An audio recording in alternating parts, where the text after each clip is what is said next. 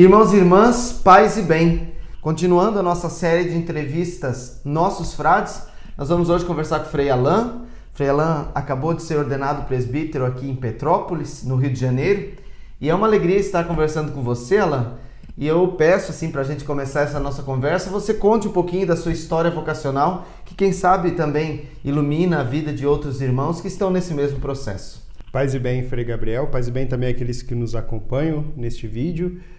Minha história vocacional é uma história talvez um pouco diferente, vamos dizer assim, porque eu já tinha uma certa idade, já tinha meus 23 anos. Ali até os meus 21, 22 eu ainda vivia talvez... Ia na missa de vez em quando, mas muito raramente, mas não me envolvia, né, com a comunidade, com as pastorais. Às vezes ia no grupo de jovens só para poder jogar bola no dia seguinte, porque era pré-requisito. Mas era uma coisa assim muito esporádica, muito mais conforme a minha vontade ou a minha necessidade do que necessariamente daquilo que envolve a vida comunitária com os seus desafios. E em certa altura da minha vida comecei a sentir falta de algo, não sabia bem o que, né? Vamos dizer assim, não, sentia que faltava alguma coisa na minha vida. Eu fazia faculdade, trabalhava na área de informática, que era a qual eu fazia faculdade, tinha o meu emprego, tinha tudo normal, mas sentia que faltava algo. E comecei a pensar, e vendo o exemplo de alguns amigos, algumas pessoas que hoje são muito importantes na minha caminhada, eu consigo enxergar isso, conversando com eles, percebi que dentro disso tudo eu precisava talvez voltar à vida comunitária. E voltei aqui para a comunidade do Sagrado, era a paróquia da qual eu participava. Minha comunidade era lá na Mosela, mas a matriz era aqui. E como eu trabalhava aqui próximo na Faculdade Estácio de Sá, eu vinha às missas aqui no meu horário de intervalo ou às vezes de manhã, dependendo do meu trabalho. E nisso tudo comecei a fazer o processo de catequese, do catecumenato. E no catecumenato, 2 frades estudantes aqui de teologia ajudavam. E naquilo, no meu interesse, perguntando, conhecendo, um dia saindo aqui no portão, um dos frades me perguntou: Alain, você nunca pensou em ser frade? E eu falei: meu Deus, não, Deus me livre, né? Não é para mim. Quem sou eu para ser frade? R$1 milhão, né? Pois é. Quem sou eu na fila do pão, vamos dizer assim. E me assustou a pergunta, confesso que me assustou. E na hora veio aquele recuo da minha parte, né? Mas a pergunta ficou. Dali a uns 15 dias, o pessoal do grupo do catecumenato, nós fomos na ordenação diaconal do Frei Alvaci e do Frei Jonathan, lá em Nilópolis. Arrumamos uma van, fomos todos para lá, e foi um momento assim muito interessante, porque vendo toda aquela comunidade, os frades, celebrando a vocação daqueles irmãos, aquilo me impressionou muito. E voltando, nós demos carona para um frade, que hoje foi meu professor e depois ele acompanhou vocacionalmente também, que era o Frei Leonardo. E aí, na conversa com ele, acabei decidindo, depois de uns dias, a começar os encontros vocacionais. Dar uma chance, talvez, para essa possibilidade de ser frade. E comecei os encontros junto com o Frei Diego, o Frei Clausemir, também ajudava na equipe, e o Frei Leonardo. Eram aqui no Convento do Sagrado. E foi muito interessante porque pude conhecer outros jovens que estavam na caminhada vocacional, já há um pouco mais de tempo do que eu, e comecei a me interessar, a participar das pastorais, acompanhar os frades nas comunidades, né, que eles atendiam, e isso tudo muito intenso. Todo momento que eu podia, eu estava por aqui fazendo alguma coisa, ajudando em alguma coisa, ajudava na festa. Talvez foi uma tentativa de entender o que estava acontecendo, e ali foi fazendo os encontros. O Frei Diego falou para mim: olha, então no final do ano nós vamos ter um encontro vocacional. E foi a primeira vez que eu saí do estado do Rio de Janeiro. Até então eu nunca tinha saído do estado do Rio de Janeiro, fui lá para Guaratinguetá, perto de Aparecida, e depois de um tempo veio a carta de aprovação, né?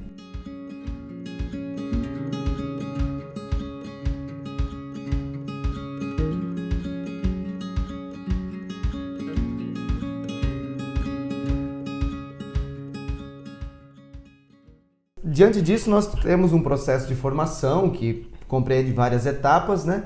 E depois dessas etapas, nós falamos que nós recebemos a nossa primeira transferência, né? Embora, como freis, a gente recebe a nossa primeira transferência para filosofia, né? Foi a nossa lá para Rondinha. Mas depois do tempo de formação, do tempo de estudos, nós ganhamos a nossa primeira transferência fora daquele padrão que já estava meio estabelecido, né? Você já está até na segunda, mas ainda, né, nesse frescor desse início. Como é que foi para você receber a sua primeira transferência depois da faculdade de teologia, que foi para Pato Branco, né? Exato. E agora também para Curitibanos, mas como é que foi esse primeiro ano, esse primeiro momento de transferência?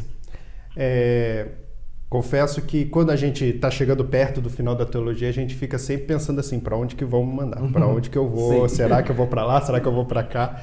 E você imagina 200 mil lugares. E para minha surpresa, Pato Branco não foi um lugar que passou na minha cabeça em momento nenhum. Talvez até porque eu não me imaginava, a princípio, trabalhando com TV, rádio, essas coisas assim. A gente se imagina em muitas outras coisas. Mas confesso que foi uma grata surpresa. O Frei telefonou, falei, não, vamos. Logo em seguida, no dia seguinte, já o Frei me telefonou, dando as boas-vindas. O Frei Gabriel, seu xará, Gabriel Vargas, que já morou comigo aqui na teologia há um ano, ele também telefonou e deram as boas-vindas. Então foi um início muito bom, né? De muito acolhimento, muito carinho dos frades lá de Pato Branco. E fui com toda a disponibilidade, cheguei lá, até foi interessante porque eu fiz a viagem longa, cheguei lá altas horas da noite, estava a fraternidade inteira me esperando. Olha, interessante. Com churrasco lá, 10 horas da noite, bem coisa do sul. E aquilo, por mais que a gente pense assim, nossa, mas é um esforço de acolher bem. E isso eu acho que foi a primeira lição que eu tirei lá da experiência, né? Esse acolher bem, saber que o confrade está vindo, ter um pouco de, vamos dizer assim, paciência, o ônibus atrasou e tudo, então foi uma experiência muito boa logo de início. E Pato Branco foi uma experiência pastoralmente muito desafiante, porque é uma paróquia que tem muita coisa acontecendo ao mesmo tempo, e a gente sai da formação, por mais que a gente tenha as 200 mil teorias na cabeça, quando a gente vai para a prática, a gente percebe o quanto o povo tem a nos ensinar e o quanto a gente aprende com eles no dia a dia. Então foi um aprendizado muito grande com a paróquia, também com os confrades, né, se preocupando muito comigo, dando conselhos, falando, olha, quando for assim, faz assado. Então foi um processo muito fraterno, realmente de fraternidade, de aprendizado ali junto à paróquia. E na TV também, um mundo, TV e rádio totalmente outro, né? Às vezes o funcionário vinha falar com a gente, falava uma linguagem que eu falava assim, não entendi os termos, depois tinha que ir lá no Google pesquisar o que significava aquele termo para poder dialogar com eles. Mas é um mundo que tem muitas possibilidades. Os nossos colaboradores são pessoas que entendem muito bem tecnicamente da coisa, mas também entendem o nosso jeito de linguagem, de evangelizar. E isso ajudou muito a gente a perceber como que é possível fazer evangelização em diversos aspectos, né? Então, eu tiraria dessa primeira transferência, que muitas vezes a gente fica com medo do que a gente vai fazer, como que a gente vai fazer. No início a gente fica meio perdido, né? Não sabe para onde vai. Mas eu tirei a lição de fraternidade mesmo. Uma das coisas bonitas é que sempre, todos os dias, a gente, depois das atividades, a gente estava ali na sala de convívio, conversando, se confraternizando, dando risada juntos. Então, isso é uma experiência muito importante na fraternidade, de estar juntos, de se preocupar com o que o outro fez, como que tá, como que não tá, partilhar as experiências, aprendizado com o povo, um aprendizado muito bom. O povo lá é muito carinhoso com os frades e também muito preocupado conosco. E querem que a gente participe das atividades, querem estar conosco. E, claro, a quantidade de possibilidades que abre esse campo da evangelização na comunicação. Hoje em dia, né, com a pandemia, a gente, vamos dizer assim, entrou mais a fundo nisso e é um mundo que, de fato, veio para ficar. Para a gente dialogar, falar com a cultura local a partir do evangelho, a partir daquilo que nós temos a oferecer e também recebendo daquilo que o mundo também pode nos ensinar.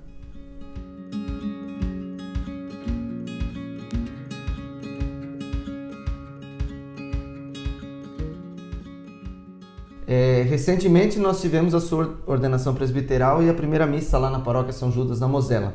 E um dos momentos bastante emocionantes dessa celebração foi quando o Frei Paulo Pereira, o ministro provincial, foi dirigir um agradecimento à paróquia também, né, e a você. e ele falou da sua dedicação com o Frei Pedro Caron, que é um frei que mora com você lá em Curitibanos, né? Ele atualmente exige mais cuidados, né, da sua parte, e o Frei Paulo, ao falar sobre isso, ele se emocionou em lembrar desse cuidado, né? Especialmente trazendo essa linguagem do guardião da fraternidade como uma mãe que cuida dos irmãos, né? Então, ele falou que você está exercendo essa maternidade, né? Como é que tem sido para você, né, como um frade mais jovem, cuidar de um frei mais idoso? Talvez isso já te passou pela cabeça? Como é que tem sido essa experiência de cuidar de um irmão que tantas vezes já atuou, ajudou e fez tantas coisas, né? E que hoje precisa da sua atenção? Passar pela minha cabeça, acho que também é aquelas coisas que a gente não passa, mas foi uma surpresa e digo que uma grata surpresa, né? Lembro que quando recebi minha transferência de Pato Branco para Curitibanos, e aí com a incumbência de ser guardião, a primeira coisa que me veio à cabeça era que o Frei Pedro morava lá, né? E que ele estava necessitado de cuidados, né? E pensei comigo mesmo, nossa, será que eu vou conseguir dar conta do recado, né? A gente se pergunta, de fato, né? Porque é um desafio, né? É um frade com seus 80 anos, tem as suas dificuldades, necessita da atenção, e a gente tendo outros trabalhos, a gente tenta se preocupar com dar atenção a ele. Mas digo que foi uma grata surpresa, porque desde o início, conversando com o Frei Pedro, ele sempre foi muito fraterno, no sentido de saber se deixar cuidar, né? E ele já com seus, vai fazer 80 anos esse ano, quase 50 anos de vida sacerdotal, mais de 50 de vida religiosa, a gente fica imaginando, né, o que ele já passou, o que ele já viveu, o que ele já doou de vida, foi missionário na África, vários lugares, e ele tem muitas histórias, muitas experiências bonitas a partilhar, e nesse cuidado a gente vai conhecendo melhor ele. E conhecendo melhor ele, a gente também aprende a ter uma reverência à pessoa dele, no sentido de que ele é uma pessoa que de fato quis viver a vida do Evangelho, quis doar a sua vida, quis trabalhar pelo reino. E isso tudo faz com que a gente cuide dele não somente porque ele necessita do cuidado, não só porque ele está doente, mas como um gesto de gratidão por aquilo que ele fez na vida dele. Né? Eu gosto muito do Frei Pedro e ele também brinca muito comigo. Quando eu fico uns dias fora e volto, ele vem me dá um abraço. Então ele também sabe demonstrar o carinho de quem, vamos dizer assim, sabe-se bem cuidado. E eu agradeço a Deus por essa experiência, uma experiência que eu acho que todos nós frades em algum momento seria importante passarmos para a gente compreender que, independente da geração, do modo de ver as coisas, do modo de trabalhar, a gente tem que ter um cuidado, um carinho, um afeto, como São Francisco pedia, né? Cuide dos seus irmãos como se fossem uma mãe, né? E uma mãe cuida do filho, independente da situação em que está, se preocupa com ele, independente da situação e até mesmo independente da distância, né? A gente cresce, a nossa mãe continua cuidando. Você vira frade, a tua mãe continua preocupada. Não adianta que continua sendo mãe. Se você está bem, se está bem alimentado, ela está se preocupando. Sim. É isso que a gente também tem que ter. E isso faz toda uma diferença na vida fraterna. Porque, de fato, mostra que além dos laços fraternos ou das estruturas fraternas que a gente possa criar, existe um carinho, um bem-querer, existe um modo de se relacionar que vai além daquilo que é, vamos dizer assim, o necessário. Fazer mais do que muitas vezes a gente estaria obrigado a fazer é que faz toda a diferença na vida fraterna. E com o Frei Pedro é assim, foi um aprendizado muito grande, aprendo ainda muito com ele, da experiência dele, e também aprendo muito sobre fraternidade. Junto com ele, sobre cuidado, sobre carinho, né? O Frei Paulo me pegou desprevenido no dia, não imaginei que ele fosse falar aquilo, mas sou grato por ele ter falado do Frei Pedro. O Frei Pedro é um exemplo, se ele pudesse, né, se a saúde permitisse, ele estaria aqui na ordenação com certeza, mas ele falou que vai lá esperar religiosamente rezando por mim e quando voltar ele celebra a missa junto comigo.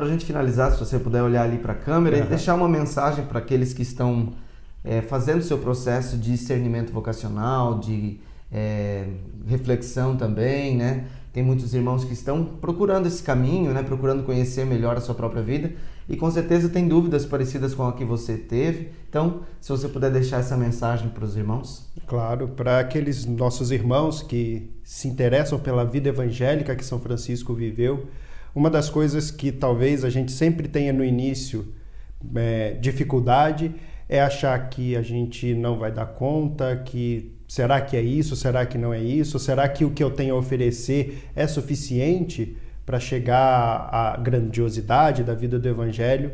Mas uma coisa que eu digo, e isso acho que a gente com o tempo entende, e eu entendi em algum momento da minha vida, talvez não completamente, é que mesmo que seja pouco, mesmo que seja, a gente acha que a gente não é o suficiente para atender a expectativa que o nome frade tem, Deus consegue transformar esse nosso pouco em muito.